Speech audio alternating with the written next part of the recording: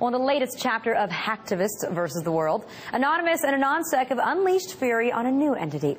Think of it as an organization that supposedly represents the height of military power in global politics. I'm talking about NATO. Now, through a string of tweets this morning, Anonymous announced their latest retrieval of data, saying, yes, NATO was breached, and we have lots of restricted material, with some simple injection in the next days waiting for interesting data.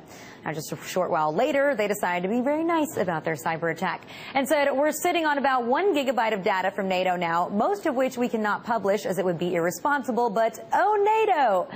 Now, just to make sure everybody knew their claims were serious, they did tweet a link to a restricted file, although neither you nor I have access to the servers that can actually read that protected information. But then shortly afterwards, Anonymous also tweeted a link to pieces of NATO's security handbook and then pointed out the irony that NATO workers have failed to follow their own security procedures. Now, meanwhile, unnamed members of NATO have also confirmed that attack, citing the dangers of the hacktivist organization gaining such incredibly secret information. So perhaps a blessing in disguise? Yes, Anonymous did get highly sought-after information from one of the most well-known organizations in the world, but they decided to play the nice card and opted not to release that classified information for now. But NATO isn't the only group that's feeling the burn of hacktivists right now. Even Rupert Murdoch's empire can't hide from the cyber hacking ways of LulzSec.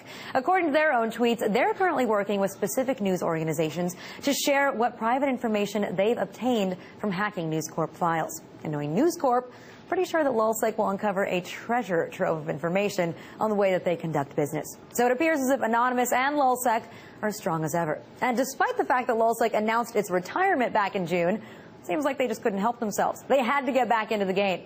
But they've also teamed up with AnonSec, so it seems like the hacktivists have realized that they have a lot more things in the world to correct, or at least stand up to. And for that, I'm quite interested to see how NATO and the FBI are going to respond to Anon and LulzSec's efforts to take down some of the most notorious organizations in the world.